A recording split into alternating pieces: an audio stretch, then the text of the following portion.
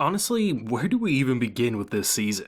It's simply outstanding, and with the worst storm possible last year pushing everything around for a brief moment, it actually ended up creating a perfect harmony of every big anime airing at the same time, with some surprising hits to tie it all down.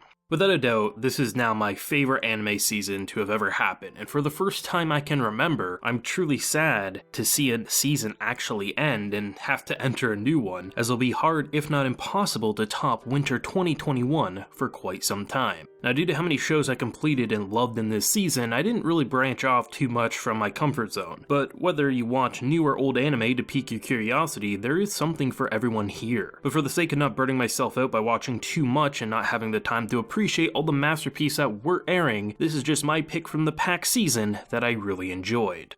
Now, before we eat away at all these anime goodies, we first have to eat away at the delicious sponsor of today's video, Boxu. If you're like me, stuck at home wanting to experience more to Japan than just the anime that we consume, that's where Boxu comes in. Now, I get a lot of requests from different companies wanting to send me content, and usually I decline. But Boxu's been a product I've actually wanted to try for quite some time. And from the tasty, authentic Japanese treats to fast delivery, they now have me hooked. Boxu is a gourmet journey across Japan that every single month you'll receive a unique assortment of Japanese treats and tea pairings straight to your front door. The area that actually helps set Boxu apart from other snack box subscription services is that every month you not only receive a different theme, but with that theme, the snacks inside will be different, so there's no chances of the same groups of snacks each time you order, unlike other similar subscription box services. Each month you'll receive a cultural guide that details each item's origins and ingredients, so there's never any worries about allergies of what you're eating, so you know where each item comes from. Boxu is shipped straight from Japan to your front door and comes in very strong packaging. Every subscription box I've ever received comes in the box itself with nothing protecting it, but as you see, both of mine came properly sealed and covered, meaning nothing was damaged in transit, and it actually came in less than a week for each box. Though with the recent world issues, depending on where it's delivered, you could experience a few bumps due to transit rules with different countries. Each box is generally shipped within 1 to 2 weeks of your order. My fiance and I went through both of these delicious boxes within a couple of weeks, and the numerous flavors we experienced were honestly unlike anything we could buy in our local grocery store. Boxu is the only Japanese snack box company that partners with local businesses in Japan, many of which are over 100-plus-year-old family snack makers. So this isn't your some run-of-the-mill convenience store box, this is the real deal. Whether you want to split it with a friend or go all out yourself, you're bound to have a unique time with the assortment of flavors you can't find outside of Japan. When I read about cakes and cookies from the booklet, I didn't expect too much, but let me tell you, what you think cake or cookies are from your home country, Japan has a completely different idea, and one I'd argue is actually better. Even if I don't end up working with Boxu again, I do have plans to check out other themes in the near future, where you can always see what's coming next on their website. Now, if you want to get 10% off your own Boxu order and save up to $47, use my promo code and link, which is in the video description down below. This will not only save you money, but also help to support the channel, as well it'll show Boxu that I sent you. You can cancel anytime and order whatever box suits your taste buds best. Now, let's consume some anime. When Attack on Titan aired last season, there wasn't too much to discuss given only 4 episodes had released, but with the conclusion of Mappa's debut of the Attack on Titan anime, the best words to say about it is thank you. Thank you, Mappa. Toxicity online is a dangerous thing, especially when so-called fans take their irrational behaviors to the extreme and threaten staff because an OST choice didn't fit their fan-made image. But Mappa, like Wit, gave blood, sweat, and tears to bring Isayama's panels to life and make it fit even better for the anime medium. Nothing about this season is rushed, and from the voice actors delivering emotional punches to the heart, a fresh new take on 3D animation for the world of Attack on Titan that lets the insanity feel fast and brutal, impressive dialogue motions that use rotoscoping to give weight to simple movements you traditionally don't see animated, to the clean and expressive character models fueled by rage after all-out war is declared. This is the best part of the story, and Mappa made it the best season with a ridiculous timeline to produce this season, and they nailed every single episode. From Gabby and Aaron's voice actors stealing the show to the amount of what the hell moments, it feels good to see Mappa carry on Wit's legacy without me ever saying I wish nothing had changed. It feels like the same anime, and that's fantastic.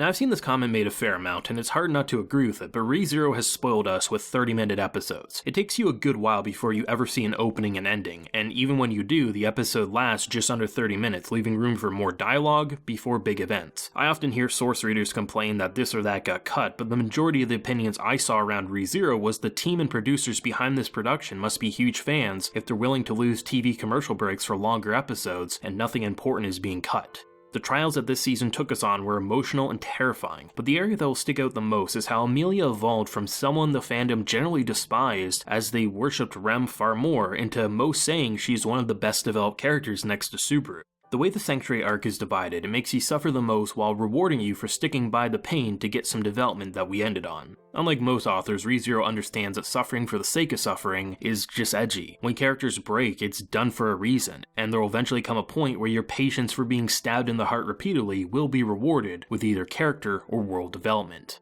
An interesting thing happens when you get a season of an anime made because someone just really enjoys the source material, but closer to the end of that season, production committees realize it's actually quite profitable, so they want you to make another season after having you cut important content needed if you ever wanted to get that season 2. You'll end up getting Slime Season 2. The first chunk of this anime actually takes place earlier in Season 1's timeline before moving to All Out Chaos. Every episode is good, but I did notice a fair few had displeasure after hearing about how crazy the season would be to get so many simpler episodes of slime greatness. Now for me, this was never really an issue as most of Season 1 was pretty laid back and fun. It almost felt more like a sim game more than an adventure isekai. But when the gloves do come off, they really knock you away. What you think slime is and can be does get shattered, and what you thought Rimuru being this untouchable and everything always works out character, well, that's not always the case. Seeing how Rimuru was forced to change his happy-go-lucky thought process into a more calculated leader was a sight to behold, and any fan of slime is sure to be pleased. Just know, if you find the intro a little slow, it's needed to get to the crazy, and I mean, you watched a whole season of basically that, so you probably got this. Somehow this series was more controversial than Redo of Healer. That's the craziest thing here. But truthfully, in terms of being fresh and exciting, you have to hand it to Jobless Reincarnation. Stories always try to make things relatable, especially in the isekai world, connect with the audience, and deliver them wish fulfillment. Here, your main character Rudy is a pretty shitty person who tries to become better. He's the kind of guy that, rather than going to his parents' funeral, jerks off to illegal porn, gropes everything in sight, and has to grow from being a shitty person into one that's better in his second life. The reason this works is rather than saying, relate to Rudy, the author says, watch Rudy. This is fiction, meaning we can watch shitty people, from Rudy to his father to the many nobles in this world, just to see where this interesting setting will go. And sure, they're gonna make you mad. That's the point. Sometimes you're gonna laugh, maybe you'll get excited from the action or sad from the backstories of certain tribes. Either way, this anime simply says watch the story. You don't have to relate or admire it because we will show you all walks of life, and many are pretty disgusting. The evolution of Rudy is an interesting one. On a personal level, he crossed most of my own lines without much struggle, but due to his focus being the center of the story, we get to experience one of the best detailed world the isekai medium has ever seen. If it disgusts you to the point of not having fun, then you don't have to watch it. Otherwise, you'll get a very unique perspective in the anime world that doesn't excuse his actions, but it actually forces him to evolve slowly but surely into a better person. If you sailed the high seas because you refused to give in to Netflix's archaic anime practices, Beastars Season 2 was quite incredible. From clearing up Ten's murder plotline, something I didn't think we'd get so much development on, to the new direction characters like Legoshi and Louis are forced to take in order to survive and protect those they love. This season takes all the buildup of the prior one and lets them branch off into new and exciting territory. Studio Orange continues to flex what they're capable of with 3D animation, and I'd love to see a full adaptation of Beastars and what it would look like, for the simple reason that this is probably the best series for them to perfect their craft with this anthropomorphic design. I said this when Season 1 dropped, and I'll say it again. The way Beastars makes you see real-world issues disguised as animals while also propelling what anime can look like is simply outstanding. Dr. Stone is one of the best anime to come out in the past decade if you were to ask me, and since it's my video, I assume you were. Season 1 took us on a speedrun to watch the smartest character get the Stone Age back to the modern day with a threat of one character refusing to going back to real-world technology due to the fear of military might. Stone Wars lets us finally experience a battle, from needing to come up with new ways of communication to dealing with a 20-second battle that shakes the foundation of the New World Order. But the area that will stick out the most to me leading Stone Wars is actually Chrome and how they truly gave him a chance to prove himself, and the teachings of Senkyu weren't all for nothing, nor is he the reason Chrome can do anything in this series. I truly believe Dr. Stone could last 100 episodes and still find ways to just be as fresh and exciting as it currently is. This is an interesting one.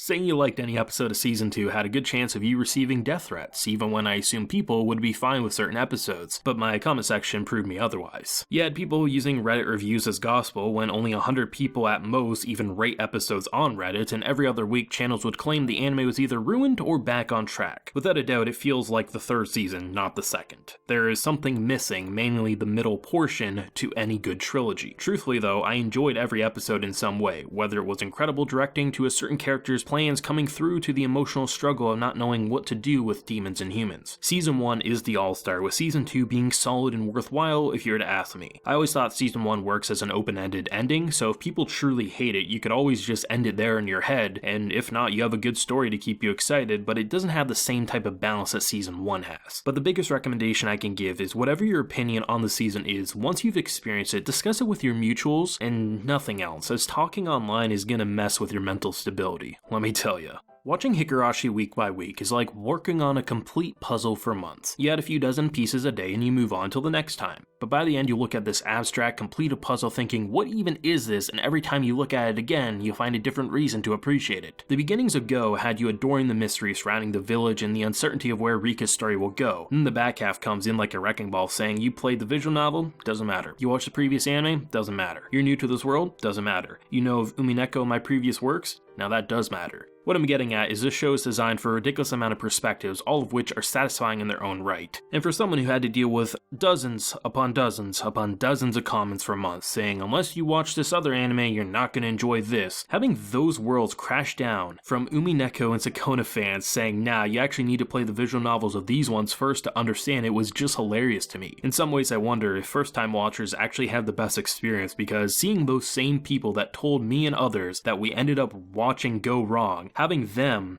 have their own people turn against them when Umineko got brought into the equation was just hilarious. Either way, the show slaps and is perfection through and through, but the community was an entertaining addition to this already wild ride, and no matter how you view the series, everyone will have a great and brutal time.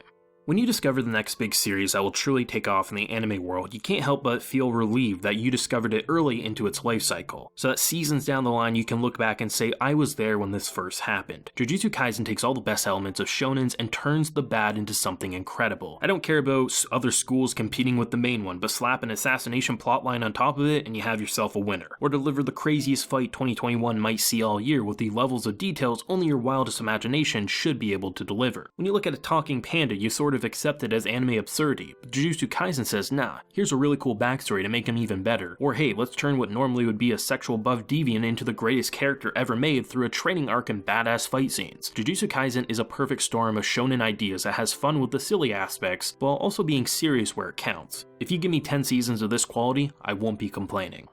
Ever since the sneak peek of episode 1 that Crunchyroll released before the official release, I knew I was going to have a blast with the spider isekai. It looked hilarious, and who doesn't want to see someone get reincarnated into the worst situation who then has to struggle to survive for most of the season. But there's two areas that quickly caught me off guard in quite the positive way. The first being how well the 3D was handled, making me appreciate it being there, similar to that of Beastars usage with its anthropomorphic designs. Having a spider bounce around a cave looked just really right in this style, and once you reach the fire floors, that's when the team really made the 3D pop and deliver some incredible action sequences. But the second is those dull humans. They actually ended up delivering some great plot twists that eventually made me come to appreciate them being a part of the cast, rather than being what I initially thought was a distraction at the beginning. If you want an isekai to make you laugh like Konosuba while throwing plot twist after plot twist at you to make your brain tremble, then take a look at my new favorite isekai.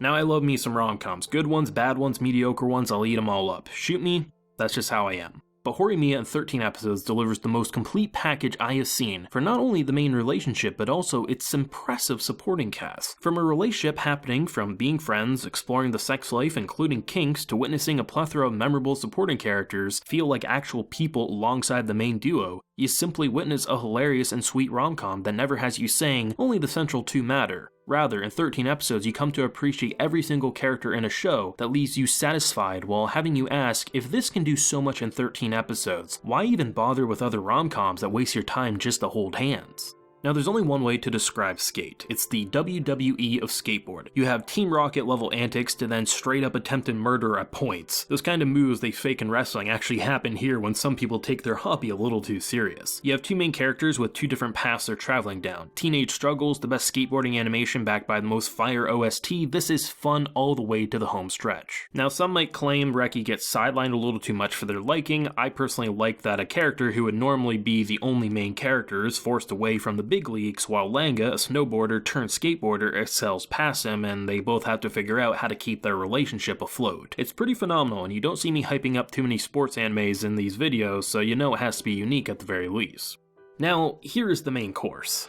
This season is fantastic, best season I'll probably ever experience, but this is the perfect storm of anime talent, the kind of series that sets the stage for the next anime decade. Remember how Madoka Magica resparked that magical girl genre with that twisted edge? I feel like Wonder Egg just did that with real-world issues surrounding touchy subjects like suicide, self-harm, depression, loneliness, and list goes on in this very fantastical way. It's the kind of series you can't say too much about without giving it all away, but if you enjoy the action of Madoka mixed with relatable and dark themes about girls trying to overcome trauma, then you need to watch Wonder Egg Priority. I love every show listed here in some way. Attack on Titan's always going to be my favorite story of all time. But when I pick the best anime of any season, I try to make it something new, and Wonder Egg Priority from its very first episode cemented itself as my anime of the season. And even by the end, I still feel the same way. The visuals aren't what make it special, the writing does, which is then backed by those visuals to bring out the storytelling even more. As much as I would have loved to watch and discuss more, I'm exhausted and completely satisfied. This was a season we won't see the likes of for quite some time, if ever again. Every show I completed, I was glad to have experienced, and I know later in the year I can go back and pick out even more shows from this season that I might have skipped out on, and have a great time based on the buzz I'm currently hearing around those other series. This season was great, and while I'm sad to see it go, 2021 has me more excited for anime than I've ever been. As always, let me know your personal favorites down below. Leave a like to show your support, and remember to hit that subscribe button if you happen new around here. There's also the Patreon if you want to see new videos early, such as this one, but until next time everyone, please take care, and have a great spring anime season.